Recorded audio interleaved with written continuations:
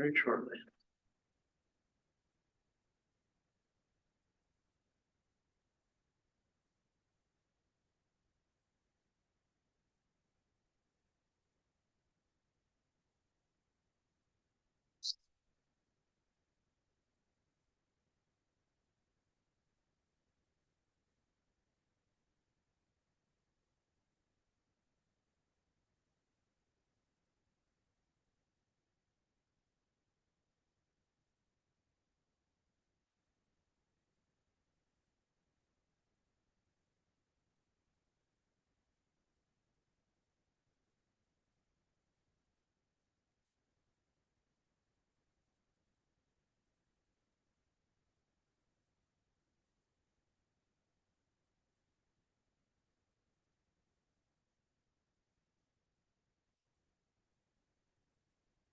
Okay.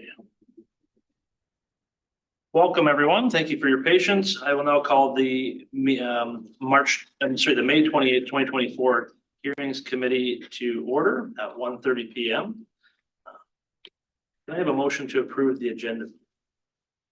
Moved by Paul, second by Dean. Is there discussion on that? Seeing none, all those in favor? Opposed? I will state that Sandy Levin is not here today. He has recused himself. This is prior knowledge of the dealings, so the application, so he has recused himself. So he will not be participating. Are there any other declarations of conflict of interest? Minutes of the previous meeting. Is there a mover for the April 25th? Moved by Mark, second by Paul. Discussion. All in favor? Opposed? That is carried. I don't believe there's any business arising from the minutes.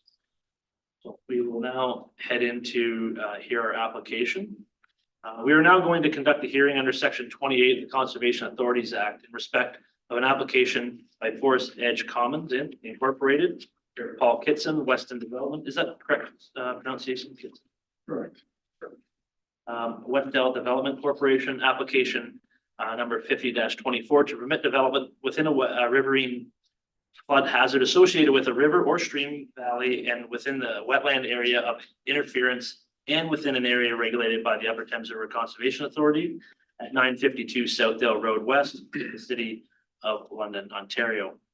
The authority has adopted regulations set under Section 28 of the Conservation Authorities Act, which requires the permission of the authority for development within an area regulated by the authority in order to ensure no adverse effects on the control of flooding, erosion, and or dynamic beaches, alteration to a water course, or interference with a wetland. The staff have reviewed this request for the applicant, and a copy of the staff report has been given to the applicant. The Conservation Authorities Act, Section 2812, provides that permission required under a regulation made under Clause 1, B, or C shall not be refused or granted subject to conditions unless the person requesting permission has been given the opportunity to require a hearing before the authority, or if the authority so directs before the authority's executive committee. In holding this hearing, the hearings committee is to determine whether or not the application is to be allowed and a permit is to be issued with or without conditions. In doing so, we can only consider the material that is before us, staff report such as evidence that has been given, and the submission to be made on behalf of the applicant. The proceedings will be conducted according to the Statutory Powers Procedure Act, Section 5 of the Canada Evidence Act. A witness may refuse to answer any question on the ground that the answer may tend to incriminate the person or may tend to establish his or her liability in a civil proceeding at the instance of the Crown or any person. The procedure is in general shall be informal without the evidence being given under oath or affirmation. If the applicant has any questions to ask the hearings committee or the authority representative, they must be directed to the chair, which is myself. I will ask staff to please introduce the hearings participants at this time. If I may, I'll introduce myself and then ask us to go to the room. Maybe we'll start left to right and go through the staff, the hearing committee, and then the applicants can introduce themselves individually. So I'm Michael Funk. I'm the regulations officer overseeing this application and working alongside our planning staff on the file. Stephanie Schreiner, Water Resources. Upper Thames. I'm Christine Creighton, land use planner at Upper Thames. Grant English, solicitor for the authority. I'm Jenna Lane, the manager of environmental planning and regulations here at Upper Thames. I'm Tracy Annan. I'm the general manager here at Upper Thames. I'm Michelle Vigilante. I'll be taking the minutes today. Brian Petrie, the chair of the board and the chair of the hearings. Dean Trentowski, Vice Chair of the Board. Paul Mitchell, Counselor representing Township of Zora and a member of the board and of the hearings committee. Mark Schadenberg, member of Woodstock City Council, second term on the UTRCA board, first term on the hearings committee. Paul Kitson, VP of Planning and Development with Westdale Developments. Ayman Madawi, President of Westfield Developments. Adam Christofferson, Senior Water Engineer at Stantec. And I'm Dave Heyman, Senior Biologist with MTE working well still. Excellent. Very much. I will now entertain a motion to sit as a hearing committee. And the proposed wording for the motion is to sit as the hearing committee to consider application number 50-24 by Forest Edge Commons Incorporated, care of Paul Kitson, West L Development Corporation, to permit development within a riverine flood hazard associated with a river or stream valley and within a wetland area of interference and within an area regulated by the Upper Thames River Conservation Authority at 952 Southdale Road West in the city of London, Ontario. Is there a mover for that motion? Paul, seconder, Dean, discussion? None, all those in favor? Opposed? That's carried. We're now sitting hear that application. Again, I'll ask if anybody has any conflicts to declare. Being none. We will now ask Michelle to do a roll call.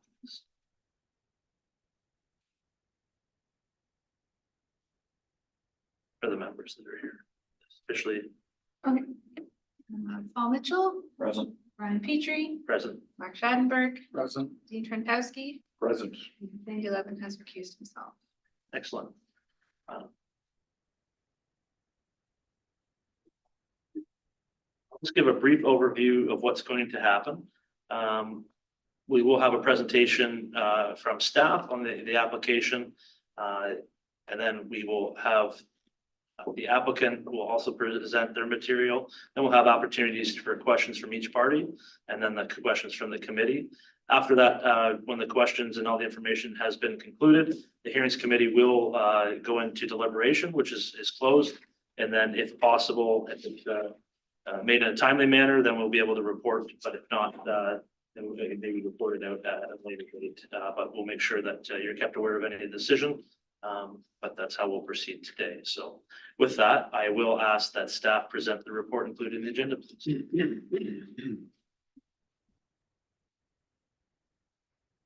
I'm gonna be a pain to Paul here and talk right behind his ear.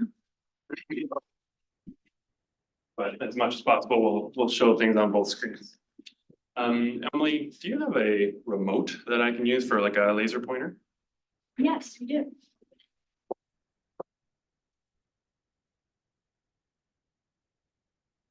You want my mouse? Then, or do you want me to do it? That works, I'm happy to. Yeah, you can.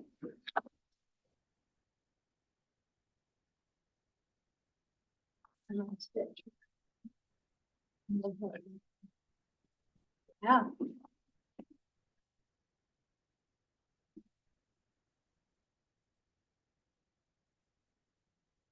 Just click anywhere and it'll progress? So, yeah. Okay. All right, so good afternoon. My name is Mike Funk. I'm the regulations officer overseeing this file and I will be reviewing the permit application for myself. So I'm not going to go through it line by line, but I just want to kind of go through a high level overview of our hearings report that was included in the package. So just to start, I'm going to just read the recommendation as it was laid out in the hearing report. So our recommendation is that application 5024 for proposed development within a riverine flood hazard and wetland area of interference, which is regulated by the Upper Thames River Conservation Authority at 952 Southdale Road West in the City of London, be refused as it is contrary to UTRCA riverine flood hazard policies. So I'm going to go through some site information and background for the group so that we're all on the same page of what the conditions are and what the hazard features are present. So just an overview of the location. The site is located on the northeast corner of Colonel Talbot Road and Southdale Road West, which is in the southwest end of the city, not too far from Bowler Mountain. If you're familiar with this area, you'll know that the city has also recently constructed a roundabout at this intersection.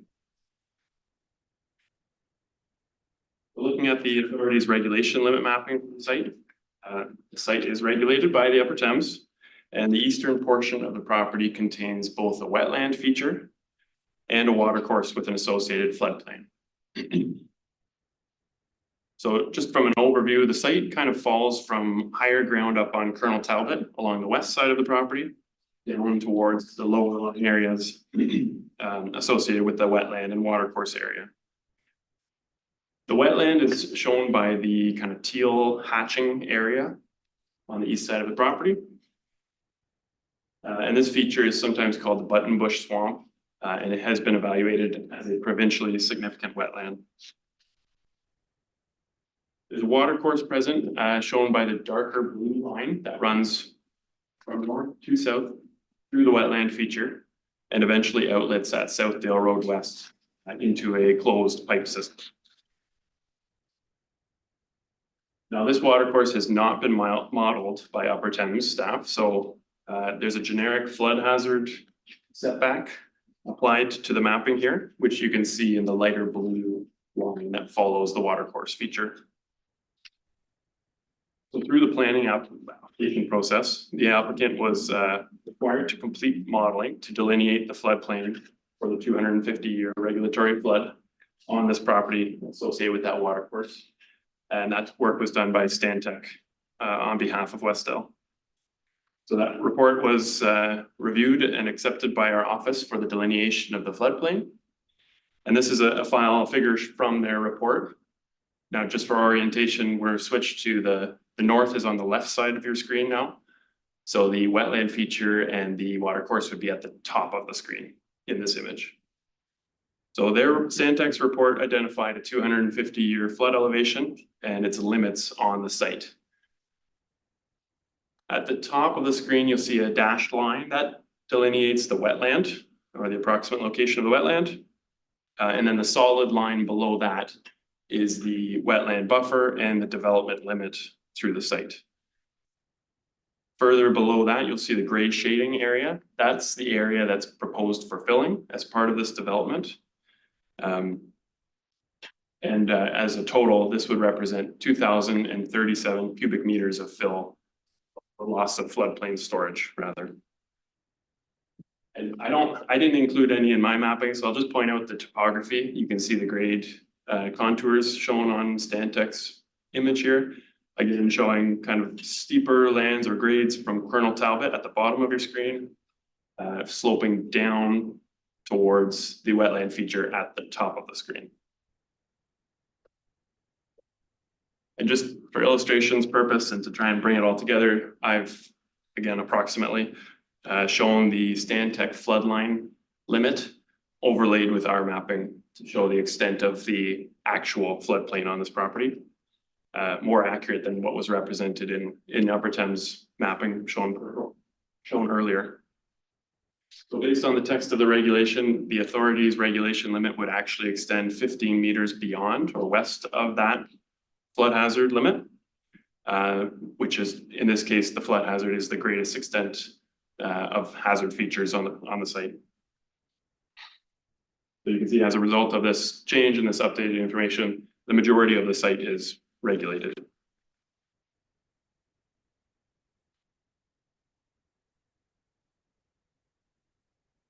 I'm going to show some photos just to give some context. I did get a peek at the applicant's presentation and they have much nicer photos, drone imagery, so you can maybe get a better feel when they present later. So the top right image shows the kind of the location map showing where the photos were taken from. So these photos were taken from Southdale Road, south end of the site, looking north onto the site.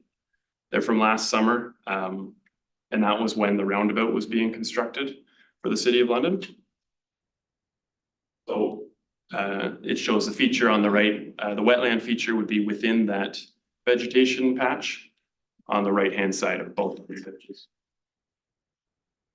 You'll note there's quite a few sediment erosion controls at play here. Some of them are from the roundabout and road construction works.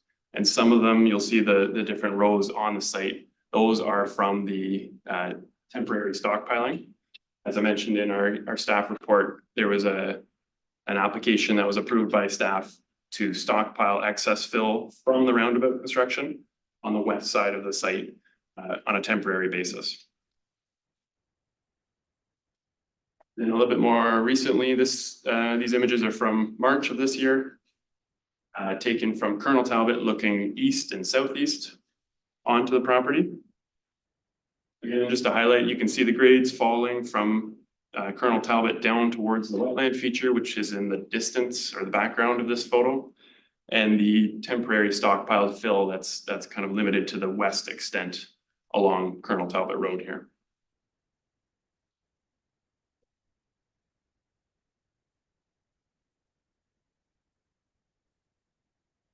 So this is an excerpt from the city's zoning mapping online.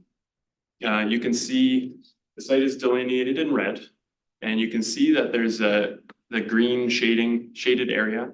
That's what delineates the vegetation patch, and the wetland is within that patch.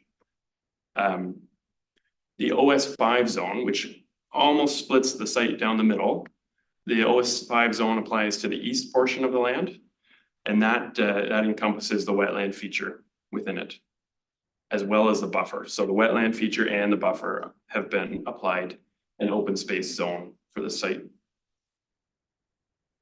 At the northwest corner of the site, you can see there's a block for residential. It's been zoned residential, and the remainder of the west side of the site is zoned for community shopping area, so CSA zoning. And I just need to point out in the middle, you'll see kind of a funny looking line that runs up the site. That is the approximate extent of the floodplain that Stantec identified on site. And what's happened is the city has applied a holding provision to that area, which a holding provision is just a condition that's applied through the zoning process by the municipality. And essentially it's a condition that needs to be met before the site can be developed. So in this case, the holding provision is, the purpose is to ensure that the results of the floodline analysis are accepted to the satisfaction of the UTRCA.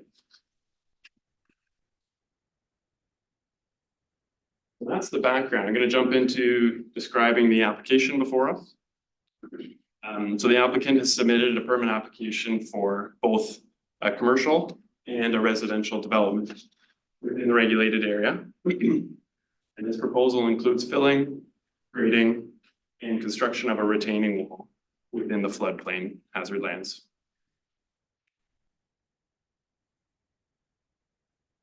This is where my laser point is going to come in. For majority, I'm going to show this screen to my left here. So essentially, the top of the screen again is the east side of the property where the hazard features are present. There's a dotted line somewhere along there that shows the extent of the wetland. Further down, there's a shaded area that shows a conceptual pathway. The pathway is not part of today's application and hearing. It's shown conceptually for future construction, and that would be by the City of London. But that is located within the buffer between the wetland and the site itself. One step further down, you'll see a more solid line through this, that's kind of the bottom or the outer extent of the buffer area.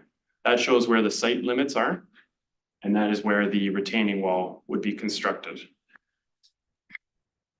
So the buffer in total, including the pathway, anything between the development site and the wetland, it ranges from 15 to 31 meters as you go across the site. And the retaining wall would be built approximately 2 to 4 meters in height and raises the subject lands by filling to the west of the retaining wall. So all the land on this image below the retaining wall would be filled and raised up and raised beyond the flood elevation. So it would be flood proof, that means.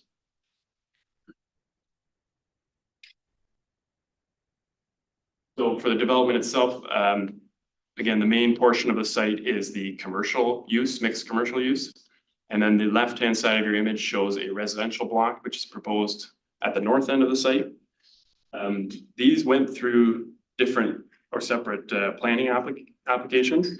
So through site plan, there were two separate applications, but the applicant has brought this forward as a single application for the Upper Thames permit review process. So we will be reviewing and deciding today on the site as a whole. So both the commercial use and the residential section of the property.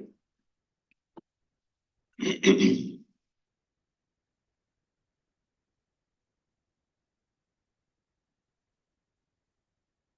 little bit more background for the site and the application. I'm jumping back to the same zoning map that I showed earlier. Just to note that the file has followed a bit of an unusual process. Typically, standard planning process is that natural hazards are identified at the planning stage through the zoning process, and that would define the limits for the development and where building can occur or not occur. As part of the rezoning process, Upper Thames staff did request a floodline analysis to identify and address the flood hazard on the site. In this case, however, the open space zone on the east side of the property was applied to address the wetland and the wetland setback, but we had not yet addressed the flood hazard entirely. So Upper Thames had advised that this should be addressed at the zoning stage, but the zoning was set prior to that with the holding provision applied as a result to say that the floodline analysis would need to be resolved prior to development.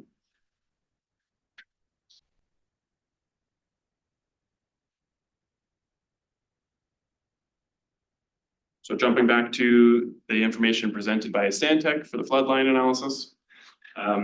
So again, this identified the limits of the 250-year floodplain elevation on the site and determined some options for how this can be addressed. So again, I'll just reiterate the gray shaded area within the site developable area.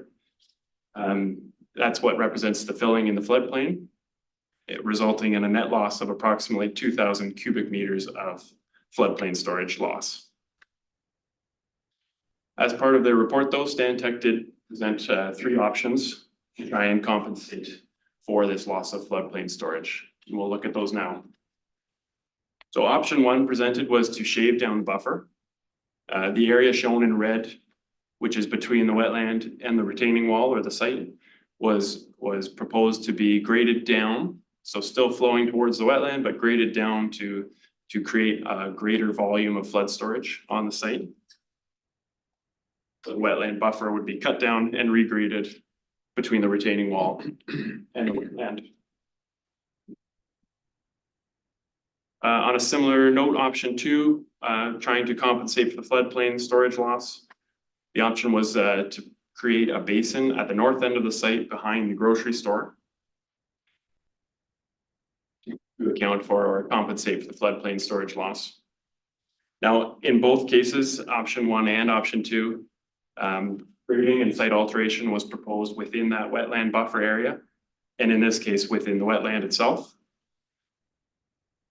And also both options would not fully compensate for the loss of floodplain storage. They would account for some of it, but not the entire volume of 2,037 cubic meters.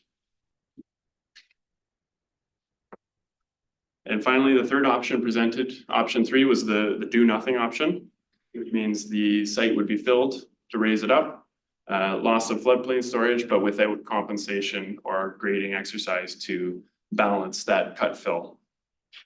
So this was presented as the applicant's preferred alternative and is the proposal being brought forward today. So option 1 and 2 were considered, but today we are looking at this option number 3 from the applicant. Now, this option does avoid site alteration within the wetland or its buffer, but it does not compensate for the loss of floodplain storage loss and therefore does not meet Upper Thames policy. So you have the policy excerpts in your hearing package or report. So I'm not going to go through them word for word, but I do want to highlight some of our rationale for decision making on this and how we've looked at the proposal. So section 4 of our policy manual indicates that the riverine flood hazard policies state that development and cut fill activities are generally not permitted within the floodplain. As I described, this application does propose for development and cut fill activities within the floodplain lands. And next, the development would also be an alteration to the watercourse and its floodplain. So our policies do state that minor alterations may be considered, but they must meet a list of criteria, including that the proposal must not have any negative impacts on flood storage and conveyance on either this property or the adjacent properties. Now, Stantec has provided technical information, which has been reviewed by our staff. And then their report confirms that the proposal will not have a negative impact on the flood hazard, again, at this site or on adjacent upstream or downstream properties. Where deemed appropriate, staff may consider proposals with minor cut fill, but it is not typical staff practice for approving proposals like this where it's an unbalanced cut fill plan.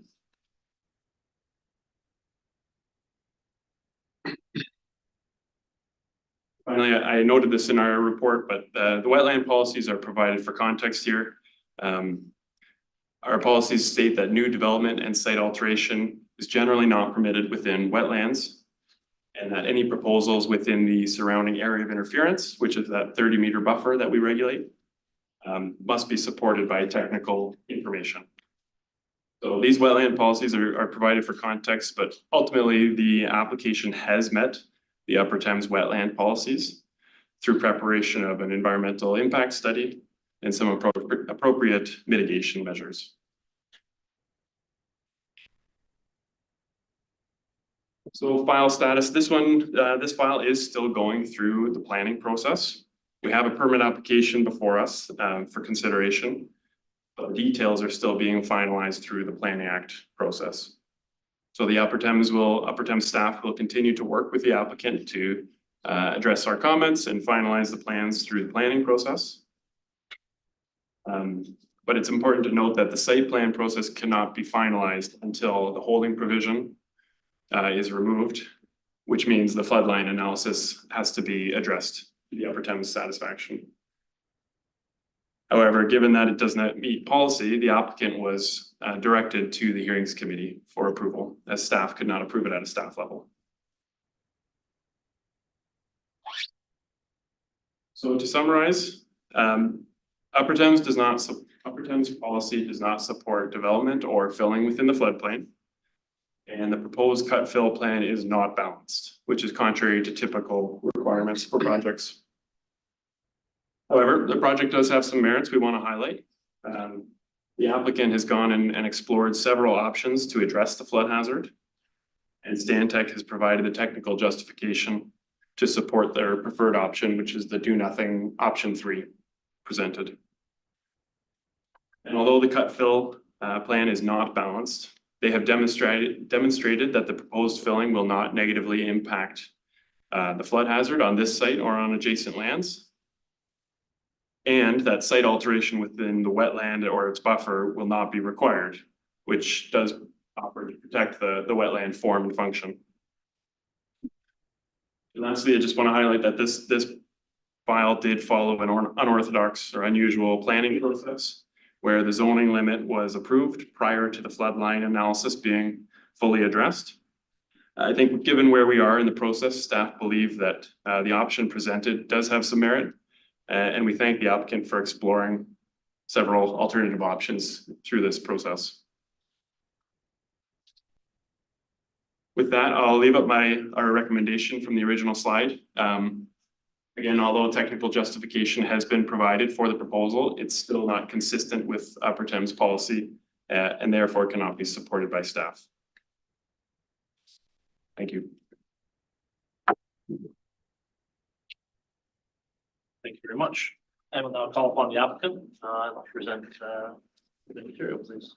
Do we sit here and present, or? You can either, depending on what you have, if you have a presentation, then feel free to go to the lectern or sit where you are, depends, whatever you're comfortable with.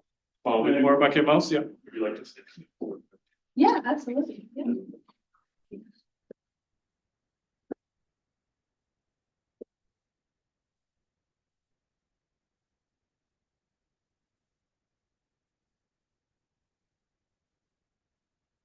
Thank you, everyone. Thank you to the hearing committee, members of staff for your time here today. As mentioned, we're here to present on our project, 952 Southdale Road at the corner of Colonel Talbot and Southdale Road. We have here with us Adam from Stantec, Dave from MTE, our president, Iman, and myself, Paul. As a part of our presentation, we'll go through some of the history, how we got to this point, some of the science that went into our decisions, and then we'll close it off and give some of our opinions. So Westdale is a commercial and residential developer based here in London. This is where our families live, work, play. This is where we call home. We pride ourselves as developers on being responsible developers. So that means working with staff, whether it be UTRCA or City of London staff, council members, hearing committees, the neighbors, to develop projects that we feel would benefit our community. In 2010, we purchased the site. So that's 14 years ago. And since that point, we have spent hundreds of thousands of dollars with different studies, reports, time spent meeting with staff to ultimately come to a proposal that we believe suits everyone. In 2016, the City of London adopted their official plan. Several developers, including Westdale, had appealed that plan. And there's also a site-specific appeal on the site. Policies had required us to have about 1,000 square meters of development on the site. We went to the Ontario Municipal Board. The board required us to do a retail study. That retail study justified 12,000 square meters of development on the site. And we eventually settled with the city with 5,000 square meters. So as a part of that settlement agreement, we had development limits, as mentioned by Mike. Those development limits were supported by various studies, which you'll hear from a bit more with Dave and Adam. And based on those studies, the buffer would have allowed 10 meters. Our site had buffers ranging from 20 meters at one point, 30 meters to 45 meters at another point. Also, as a part of the discussions with the city, we have limited our development to a 4-story development. Since 2020, in 2022, we obtained zoning bylaw and official plan amendment approvals. And since that point, we have been trying to advance the project. So we're now in that site plan approval stage. There's infrastructure works that happened last year that supports development such as ours. And just to spend maybe the next minute or so giving some of the history, how have we even gotten to this point? At one point, we had a larger residential development. As you see, there's a development, or section to the left here would be the residential component with a smaller commercial site. Continuing discussions with the city, we ended up having a larger commercial space with a smaller residential development. And we eventually settled on a smaller residential component that does not, where we have overcompensated, I would say, with the landscaping, with the buffer here. Just gives you an indication of how designs have evolved over time. I know the City of London probably would have loved to have seen a larger residential component here, given the need for housing. However, we settled at a lower scale residential development with our commercial site. And this just gives an indication of the roundabout works and our site as well. So what we have is a retaining wall running the length of the site. That retaining wall is acting as a buffer between our site and the wetland. The 20 meters we mentioned, 30 meters to the center, and we're overcompensated with 45 on this end. The City of London has an easement being proposed running in this direction as east-west, which is would be north-south in the development. That's happening in that wetland. I know there's discussions about not grading in that wetland. However, this is something that the city of London is proposing. Foresight just kind of gives an indication now distances throughout between the wetland buffer and our site. This slide gives a depiction of what we're proposing from a residential standpoint, the townhouses. And to get to that point, we had the environmental impact studies, environmental management plans, environmental monitoring plans, salt management studies, traffic management plans, floodline analysis, geotechnical reports, hydrogeological reports, water balancing reports, archaeological, noise, air, the numerous studies, and hundreds of thousands of dollars were spent to really get to this point. Each of those studies had, I would say, some cases 4 to 5 iterations of reports, dozens and dozens of meetings with staff to get to this point, many response letters. So there's a lot of effort and time that has gone into where we are now. And yes, there's a holding provision that we can't advance the project beyond this point without the hearing committee's approval. But we believe that what we have here presented is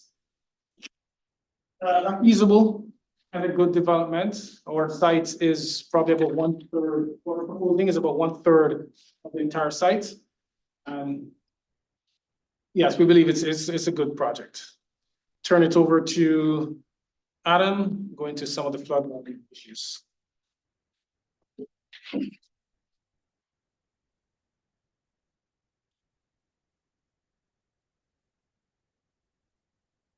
Good afternoon, everyone.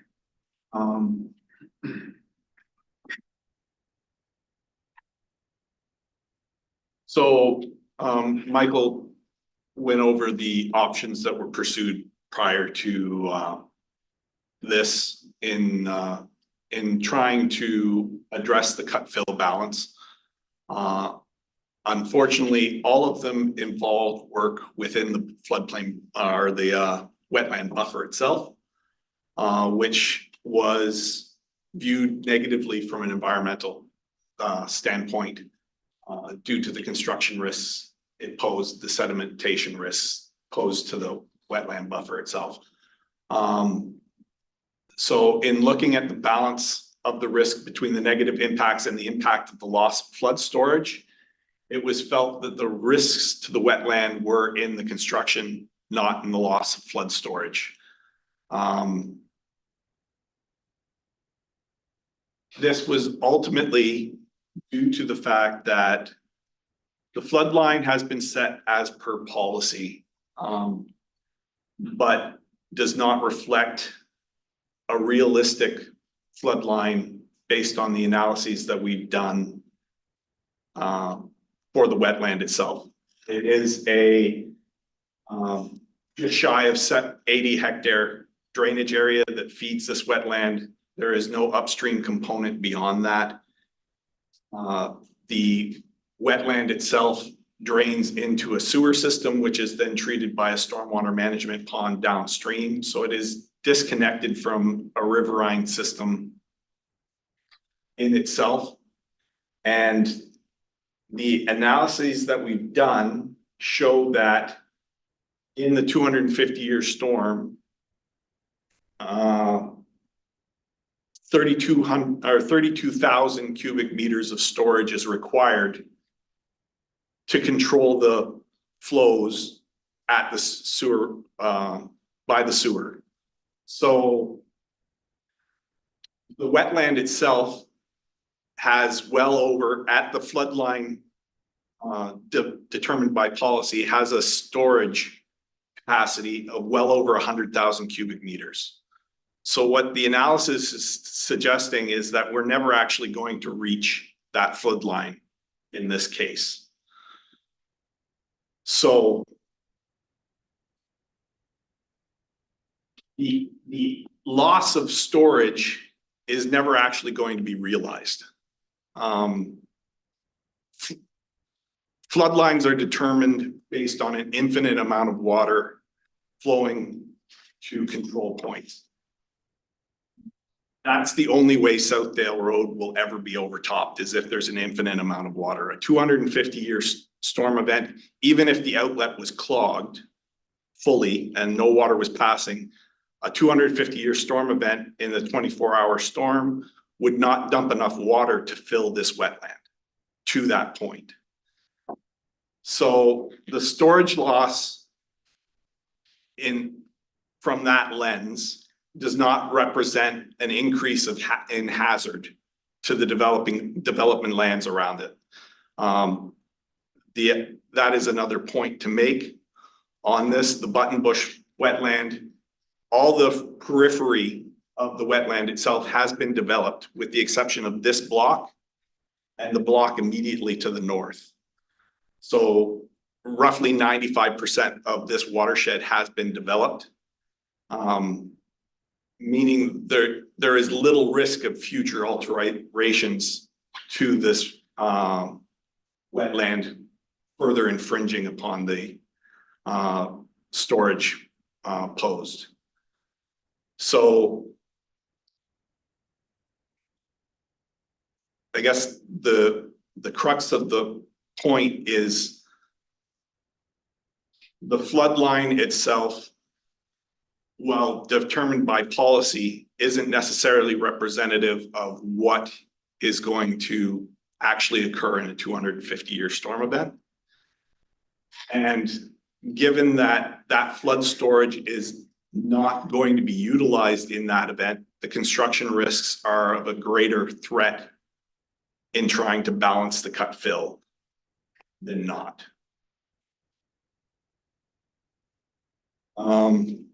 Just a few of the technicalities to justify that. The flood line is not sensitive to the storage volume upstream of it. So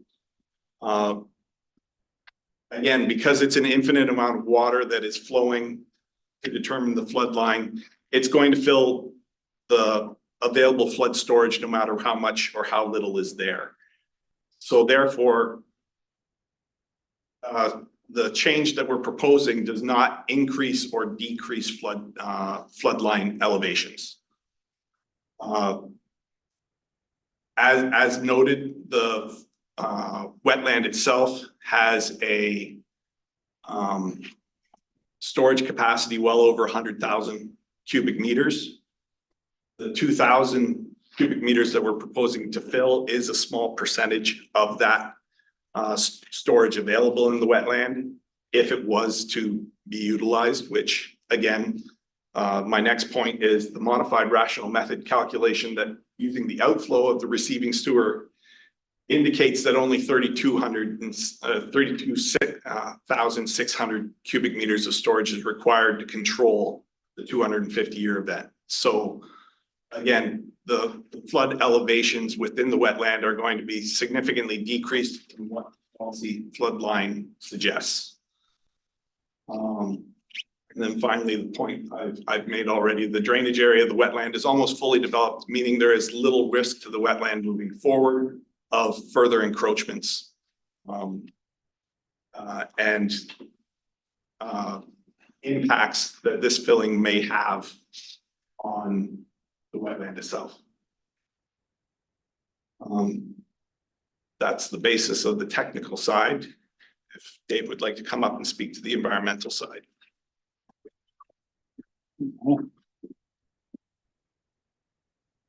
Click anywhere, is that what we do? Yeah.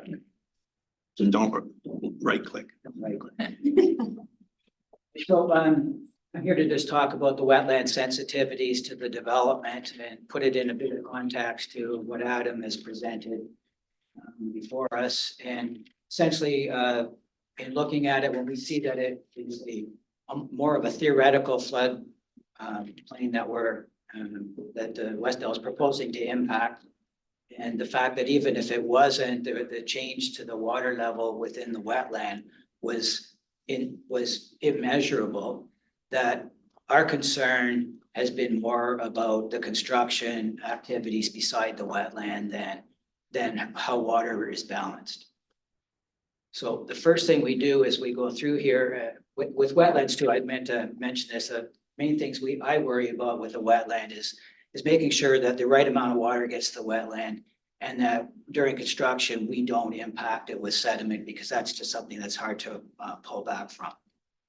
So as part of our EIS, we have to look at the hydrogeological studies to make sure that the water that's being delivered to these wetlands is appropriate for the wetland, or comparing before and after development. We do a number of studies about what wildlife is using the site, what kind of vegetation is there. And that guides us on making recommendations on what kind of setbacks or treatments we want to have between the development and the feature we're trying to protect. As part of the application, we also have a long-range monitoring plan to make sure that everything's working well and that we are protecting all of the features.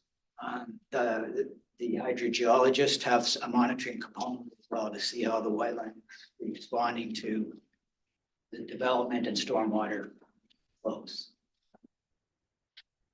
So when it comes to this wetland, like a lot of wetlands actually are more sensitive to too much water than not enough, just the way they are. If you start putting too much water to wetland, it completely changes the vegetation community. Buttonbush swamp is different. It actually needs water all of the time, so its sensitivity is to not getting enough water. It can handle a lot of water. It has to have some permanent water all year round for it to be there.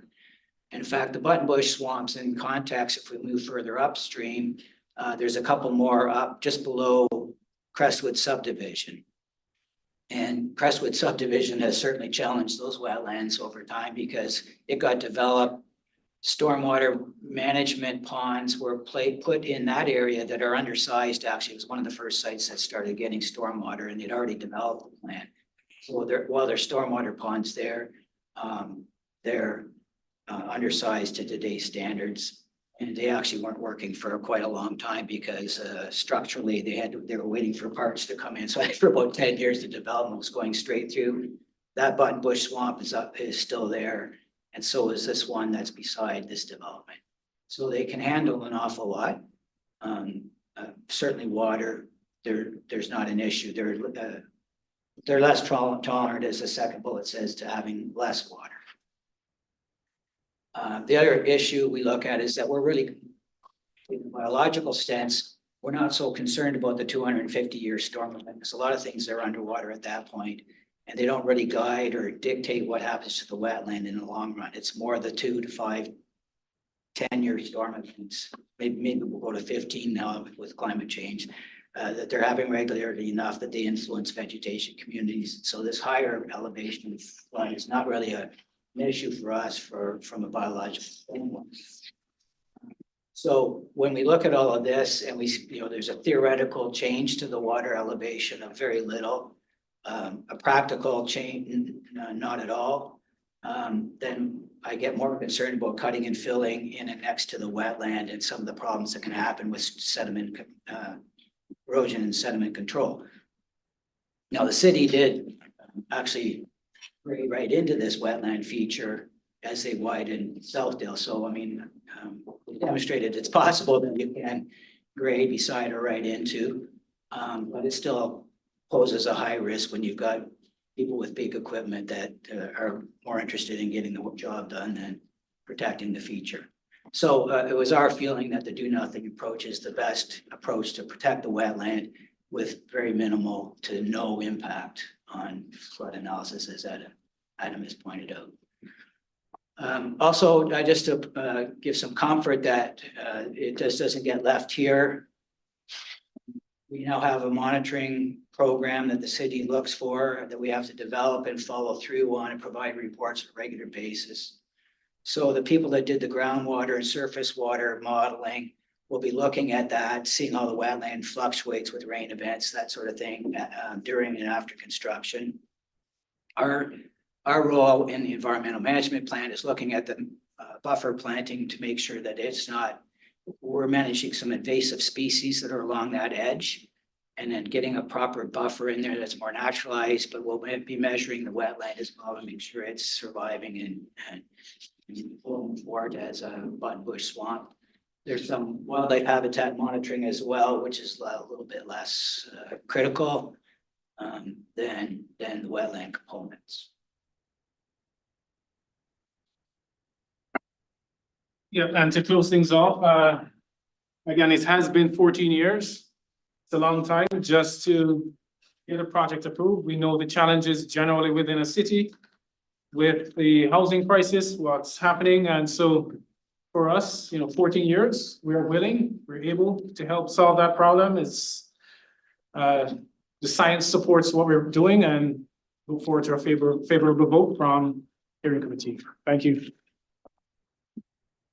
Much. I will now ask if any UTRCA staff have any questions for the applicant. Information. Being done, and I'll ask the applicant if they have any questions of UTRCA report. Seeing none. Hearings committee, do you have questions of either party? Paul, please. There's a lot of reference to the 1 in 250-year flood event. But Dave made reference to the 2 to 10 year rain event. What's the history of this property? Has there been flooding or issues on this property in recent years without the 250 catastrophic event? Well, maybe I'll go first with our experience. We've been on it for 14 years. So I've seen the site for that length of time. And certainly a few years back, I think even maybe before you guys took on the property, there were some issues of some flow coming across from Colonel Talbot down through the farmland from development on the other side of the road. And what was determined was that there was a plugged outlet underneath the Colonel Talbot.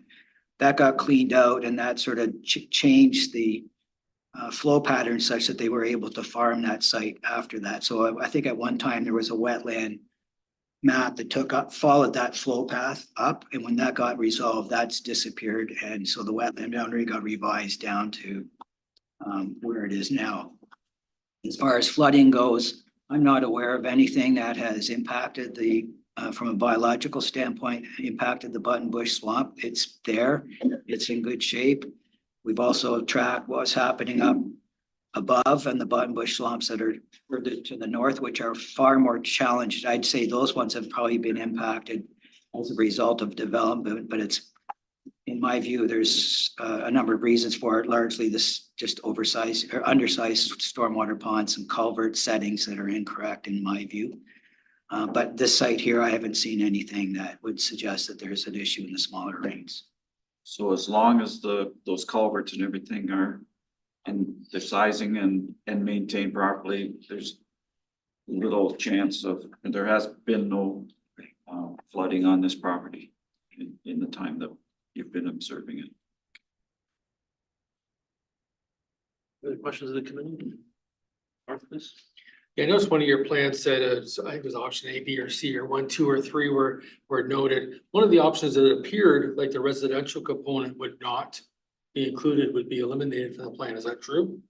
Or did all the? Yes, the second option that created the basin behind the grocery store would eliminate the residential. But that option also in order to grade that effectively and get flow into that area, it required grading into the wetland itself. And there was all, if there was a residential component, it would be all sort of stacked townhouses. There would be no underground parking or no large tall buildings or 6 stories or anything. Underground parking. As part of the, if I may, as part of the settlement with the city restricted us to 4 stories there with no underground parking. For reference. Any questions? In regard to the land tribunal decision, is there any other relevant conditions or with the settlement or that would be pertaining to this proposal? No, really, the only stipulation was that we wouldn't go greater than 4 stories on the residential parcel. And no underground parking. Now, that was back in 2018 when that discussion was taking place. You know, fast forward to today, it'd probably be a different discussion, but we were fine with it. We settled, and you know, this is how we base the development. Just for reference here, maybe I'll put this to UTRCA staff. Which way is the flow going? Is it going south or is it going north to the Thames? It's going south, so it's opposite of what intuition usually says towards the river. Yeah, ultimately to Dingman Creek. And on the map, can we show where the flow at the which management facility is at? Operating? Go ahead, go ahead. I don't think there was a context map that actually took it that far south. And sorry, what's it in the applicant's? Did you pick up that? Yeah, it probably doesn't go that far. That far south. So I'm just looking on Google Maps. There's a round one. Is it just the south? Is it for just further south? Is it? Yeah, quite a bit further south. There's some apartment buildings. And some residential development between Southdale and that pond. Right? One more. There you go. Oh, that's a better one. If I may. The pond is, 4 Bay is somewhere around here. And what area is that designed to encompass? Do you know the answer to that? Well, for the stormwater monitor on downstream, Yes, so what is shared with the development is designed to flow into that. What other areas are designed to flow into that item? this entire water course is picked up by that sewer system. So it is designed for everything upstream.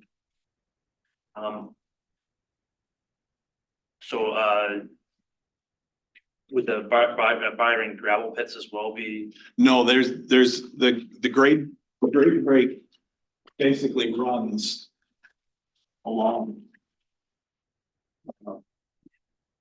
Well, the gravel pit itself is its own catchment. It doesn't outlet anywhere. But basically, if you follow Crestwood, that is the limit of the catchment.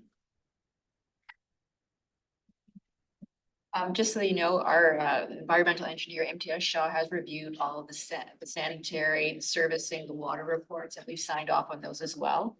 So you're in agreement with? Stormwater, we're fine with what's been proposed. And I'm just looking at if there was a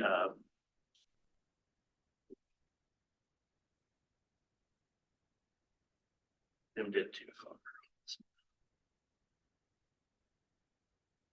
So in the staff report, there is, if the application is approved by the hearing committee, there's a number of conditions that are on there. One would be a final EIS report, an environmental management plan, stormwater management servicing report, hydrogeological assessment report, civil engineering drawings, erosion and sediment control plan, and a final retaining wall. Are those all conditions that the applicant would be willing to adhere to? Yes, and you have provided. One of the things that was mentioned in the applicant's presentation was a long-range monitoring plan. Is that something that could be staff would recommend as a condition, or is that something that's part of another planning application? That would be included in what they're preparing for the city and for Upper Thames. Already put it on a map. And through the chair, if I may, those conditions were just, if I can summarize, is that as long as they follow through with the planning application and proceed that route, those requirements would all be met as part of the greater planning application process. Any further questions from committee? Seeing none, is there anything else that either party would like to add at this time? If I may, there was one incorrect. It was 2009 is when we started this. Just before my youngest was born. He's just turned 15. Glad I had that. It's been a long road and we appreciate the process and we feel that we've put all the boxes here that are required, both at the municipal level and hopefully within conservation level as well. And we're hoping that we can, we can proceed with this development with your recommendation. Thank you. Any further comments? Any, just make sure we've covered off everything here.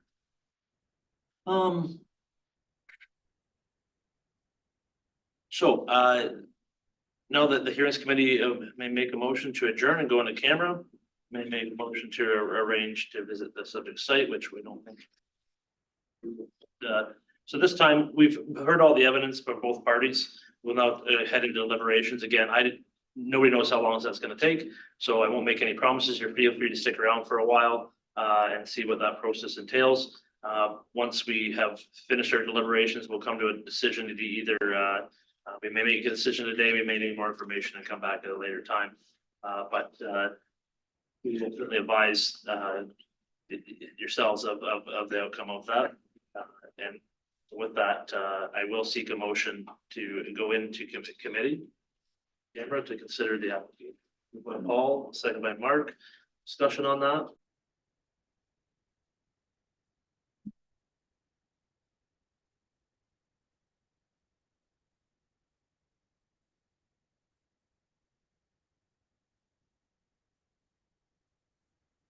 Okay, so yes, the hearing committee has made a decision and it is to approve the application.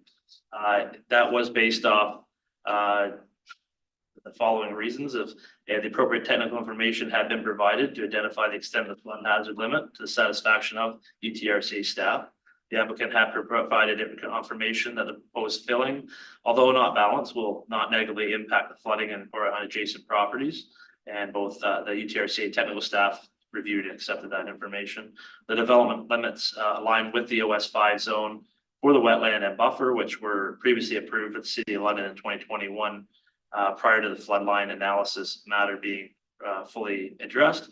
And of the three options, the floodline analysis by Stantec, the do nothing approach affords the greatest protection to the wetland feature and its functions because it does not require grading within the wetland feature and its buffer to compensate for the loss of flooding storage.